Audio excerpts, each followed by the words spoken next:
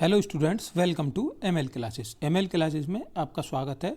इस वीडियो में हम क्लास 7 की एक्सरसाइज 5B जो हमारे क्वेश्चन शेष रह गए हैं उन्हें हल करेंगे। देखिए हमें क्या दिया गया है इस क्वेश्चन में। क्वेश्चन नंबर 2 और 3 बस हमारे 2 क्वेश्चन रह गए हैं, उन्हें हल करेंगे। देखिए एक समद्विबाहु त्रिभुज, समद्विबाहु त्रिभुज हमें अपनी किताब में दिया गया है, वो हमने यहाँ पे बना लिया है।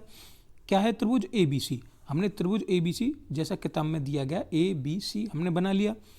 अब देखिए समद्विबाहु त्रिभुज है ये, मतलब इसमें कोई दो भुजाएं बराबर होंगी। हमने आपको बता दिया कॉन्सेप्ट वाली क्लास में कि समद्विबाहु मतलब दो भुजाएं समान होंगी। द्वि मतलब दो, बाहु माने भुजाएं। दो भुजाएं क्या होंगी? सम माने समान होंगी।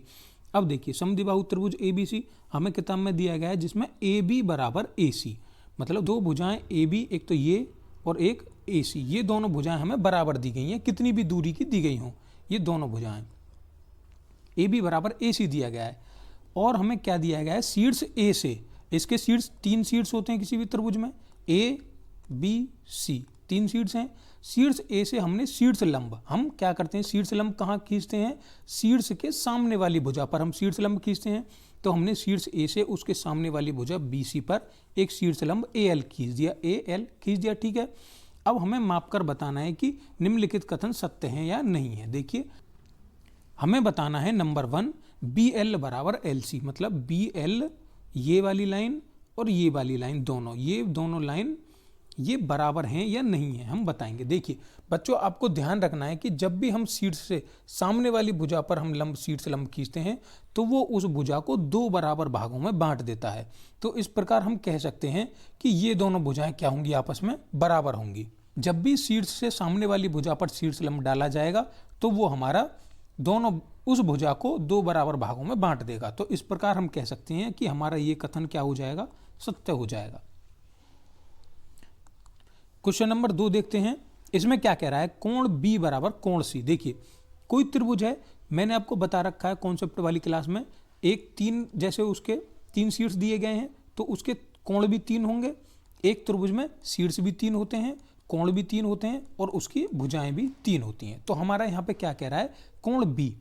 कोण B कौन सा है? ये कोण B और कोण C, ये दोनों कोण। हमें ये कह रहा है क्या ये दोनों कोण आपस में बराबर होंगे? ये दोनों कोण तो बिल्कुल बराबर होंगे। क्यों? कि समद्विबाहु त्रिभुज की जो भुजाएं समान होती हैं और उनके सामने वाले कोण, जैसे AC है, ये AC हमें दिया गया है। अब इस AC के सामने वाला कोण क्या है? ये। और AB के सामने वाला कोण क्या है? ये C। तो ये भुजाएं देखिए, भुजा AC के सामने वाला कोण क्या है? कोण B। और भुजा AB के सामने वाला कोण क्या है? C।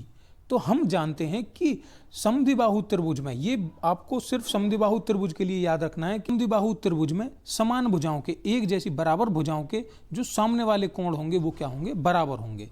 तो इस प्रकार हम कह सकते हैं ये कथन भी हमारा सत्य हो जाएगा। अब देखिए अगला देखते हैं क्या दिया गया है। BAL बराबर CAL दिया गया है हमें। BAL बराबर CAL मतलब BAL, तो जो बीच में संख्या दी गई होती है हमें, वो हमारा कोण होता है। जैसे BAL हमें क्या पूछ रहा है? BAL मतलब ये। और दूसरा क्या कह रहा है? CAL, कोण CAL मतलब इसमें भी CAL, यहाँ पे ये वाला A। तो हमसे क्या कह रहा है? क्या ये दोनों क्या आपस में बराबर होंगे? देखिए बिल्कुल बराबर होंगे। क्यों बराबर होंगे? कि देखिए समद्विबाहु त्रिभुज में जो शीर्ष लंब होता है ना, शीर्ष लंब जो होता है वो कोण को भी 2 बराबर भागों में बांटता है और सामने वाली भुजा को भी 2 बराबर भागों में बांटता है। देखिए जैसे हमारा ये समद्विबाहु त्रिभुज है, तो जब हम शीर्ष लंब खींचेंगे, यहाँ पे कोई कोण बना हुआ है, तो जब यहाँ से शीर्ष लंब खींचेंगे तो कहाँ आएगा? सामने वाली भुजा पर। तो ये सामने वाली भुजा को भी बराबर बराबर भागों में बांटेगा और इस कोण को भी, जो हमें यहाँ पे कोण दिया गया है, मान लो यहाँ पे 90 डिग्री का कोण दिया गया है, तो ये जब शीर्ष लंब खींचेगा तो यहाँ 45 का रह जाएगा और यहाँ 45 का रह जाएगा, मतलब 2 बराबर भागों में बांटेगा। और अगर 6 सेंटीमीटर की लाइन है तो ये 3 की हो जाएगी और ये 3 की हो जाएगी। ये बात हमें हमेशा याद रखनी है।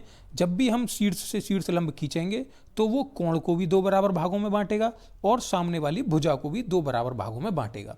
इस प्रकार हम कह सकते हैं कि हमारा तीसरा कथन भी सत्य हो जाएगा। अब देखिए बच्चों 4 नंबर क्या दिया गया है, शीर्ष लंब AL ने समद्विबाहु त्रिभुज ABC को 2 सर्वांगसम त्रिभुजों में बांट दिया है। देखिए नया शब्द हमें जानने को मिला है यहाँ पे, क्या, सर्वांगसम।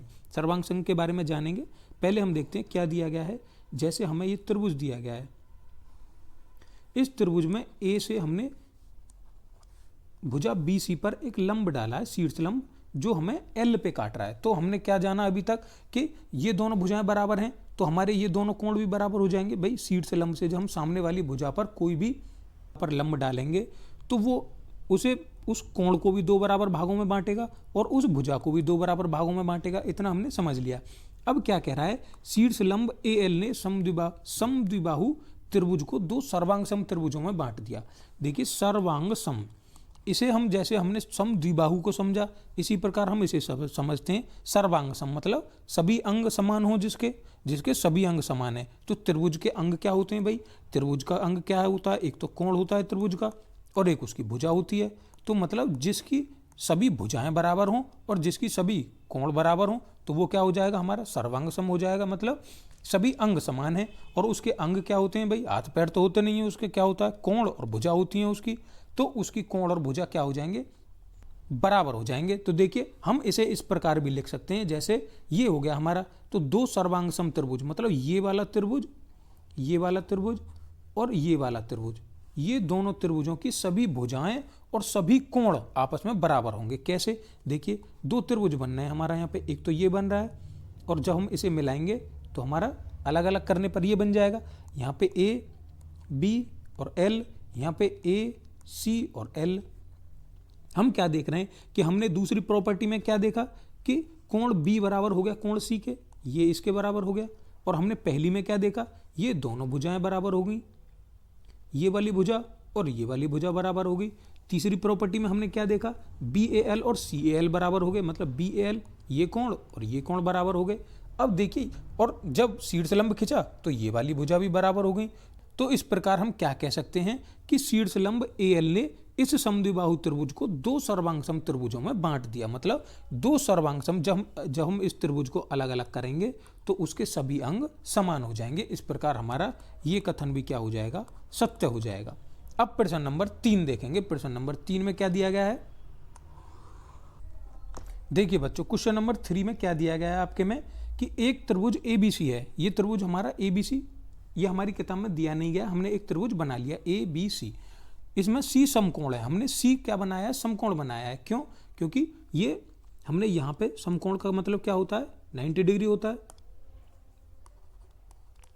समकोण मतलब 90 डिग्री, तो हमने C पे 90 डिग्री का एक कोण बनाया।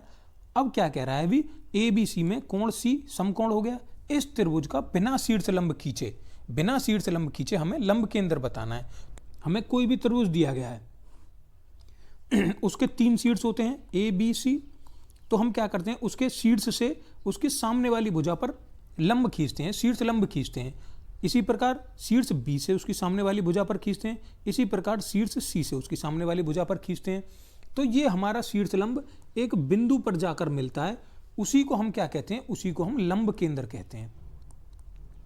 तो जहां पर भी हमारे ये शीर्ष लंब आपस में मिलते हैं, एक बिंदु पर जहां मिलते हैं, वो हमारा क्या कहलाता है, वो लंब केंद्र कहलाता है। लेकिन अब हमें क्या कह रहा है, वो बिना शीर्ष लंब खींचे हमें इसमें क्या बताना है, लंब केंद्र बताना है। तो हम इसका सॉल्यूशन कैसे लिखेंगे, देखिए जब भी हमें ये दिया गया हो कि हमें बिना शीर्ष लंब खींचे लंब केंद्र बताना है, तो जहां भी 90 डिग्री का कोण बन रहा होता है वहीं पर हमारा क्या होता है, वहीं पर हमारा लंब केंद्र होता है। तो इसका लंब केंद्र कहां हो जाएगा, बिंदु C पर हो जाएगा। इसकी हम थोड़ी सी व्याख्या लिखेंगे।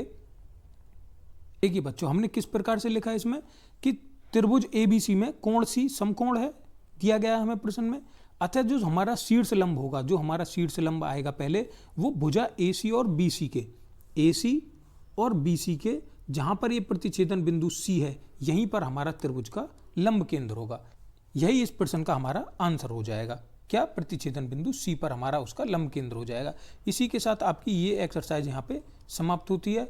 अगर आपको किसी प्रश्न में कोई डाउट है पहले से लेके लास्ट के तीसरे तक, तो आप एक बार उस वीडियो को रिपीट करके देख सकते हैं। अगर फिर भी आपका वो डाउट नहीं जा रहा है तो आप हमें कमेंट बॉक्स में बता सकते हैं।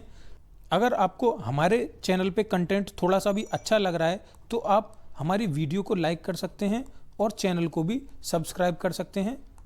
आप सभी लोगों का वीडियो देखने के लिए धन्यवाद।